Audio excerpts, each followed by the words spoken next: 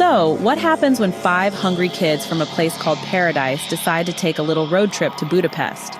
You'd think sun hats, travel snacks, a group selfie with hashtag Budapest Adventure. Well, not exactly. Buckle up, baby! Are you kidding me? This isn't the Budapest of thermal baths and paprika chicken. This is the kind of Budapest where, if you're lucky, you'll score a few guavas. And if you're really lucky, you might spot a white woman eating ice cream. Let me take you on a walk, barefoot through gravel, with NoViolet Bulawayo's short story Hitting Budapest, winner of the 2011 Caine Prize for African Writing.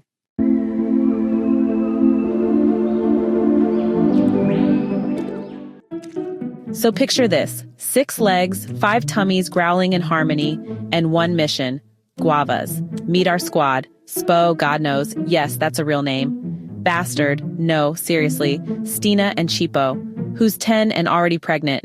Yep, just let that sink in for a moment. Now, the girls in Bastard live in Paradise, but, don't be fooled by the name. If Paradise had a TripAdvisor page, honestly, it would have 0 stars and maybe a photo of a cracked latrine. It's a shantytown, raw, gritty, and, well, honest. The kind of place where dreams go to starve. But they've heard that Budapest, the posh suburb next door, has guavas. And you know, when you're hungry enough, guavas sound just like Michelin star cuisine. So off they go, marching across the class divide. Kids on a food mission, bantering and joking as they walk. There's real joy in their camaraderie. That kind of mischievous joy that only kids know how to create in the middle of chaos. Now somewhere along the way, their childish chatter takes a dark turn. We find out that Chipo is pregnant, not by some teenage tryst, but by her grandfather. She's 10. 10. The group talks about it almost casually, like they're still trying to piece together how babies even happen. One says God puts the baby there, another's not sure. But somehow, they do know about terrorists who hijack planes and about Africans who go to America to clean poop in nursing homes. It's a heartbreaking contradiction. Innocence robbed, and yet knowledge of the world's ugliest truths force-fed through cracked radios and whispered stories. Then, just as they hit the borders of the glitzy Budapest, they encounter something truly magical: a white woman eating ice cream. Now to these kids, this is like seeing a unicorn sipping a caramel frappuccino. They stare. She notices. She throws the rest of the ice cream into the trash. And then she does something even more bizarre. She takes a photo of them. Click. No hello, no, do you want the rest of this cone? Just photo taken. Curiosity satisfied. Goodbye. It's performative charity. The kind where you want to feel something, so you collect poverty like souvenirs. The kind where the camera gets fed, but the children don't. After that awkward National Geographic moment, the kids walk back. Along the way, they share dreams. They want to go to America. They want to have big cars, big houses, big lives.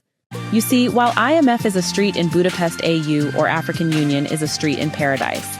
That juxtaposition says it all. One symbolizes wealth, loans, suits. The other, struggle, a continent with dreams deferred. Back in Paradise, the innocence takes its final blow. The kids go to relieve themselves in the bush, and there, swinging from a tree, is a woman, dead, a possible suicide. Her story unknown, but her presence heavy. Do they cry? Do they scream? No, they take her shoes. Yes, they remove the shoes of the dead woman to sell them and buy bread. Because bread doesn't grow on dreams, and hunger doesn't stop for grief. It's one of the most jarring moments in the story. Shocking, yet understandable. Hunger eats away at morality. These are kids surviving with the tools they've been given, or rather, denied. Initially, this story reads as a metaphor where some Africans in search of better lives travel abroad. Paradise and Budapest, two symbolic ends of the economic spectrum. It's almost a fable about migration and inequality. But slowly that changes. The metaphor dissolves, and what you're left with is a brutal, real story. And that shift is what makes this story powerful and, controversial. Now let's address the elephant in the prize room.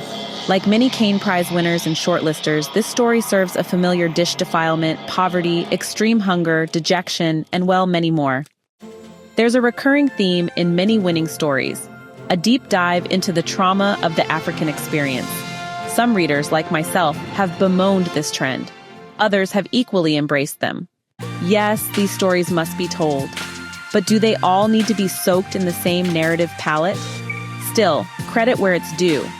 Irrespective of my belief that even such stories could be written in a different way or from a different angle to make it new, this story reads nicely. NoViolet's writing is, lyrical, fluid, and beautifully sharp. The voice is authentic. You hear the children, see the streets, and, feel the ache of paradise. The story is called Hitting Budapest. And no, it's not a Euro trip. It's a gut-punching, eye-opening, barefoot journey through injustice, hunger, and broken innocence. A walk from paradise to Budapest, and back again, empty-handed, but not unchanged. Now let's talk about the mind behind this work. NoViolet Bulawayo is a Zimbabwean writer whose real name is Elizabeth Chile. She's not new to literary glory.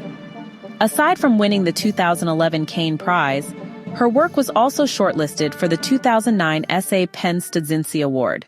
Her stories have appeared in prestigious journals like Callaloo, Boston Review, and the Warwick Review.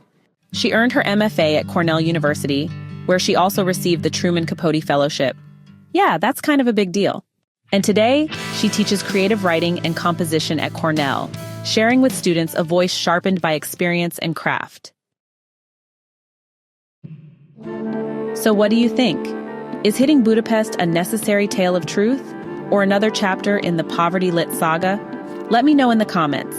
And hey, if you enjoyed this barefoot walk through literature, don't forget to like, subscribe, and share with your fellow book lovers. Catch you next time for another deep dive into African lit, where stories hit harder than a guava falling from a tree.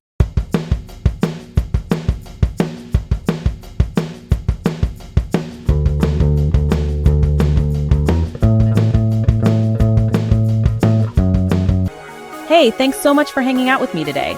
If you're interested in diving deeper into this book, I've left some links down in the description. You can use it to grab yourself a copy and keep the adventure going.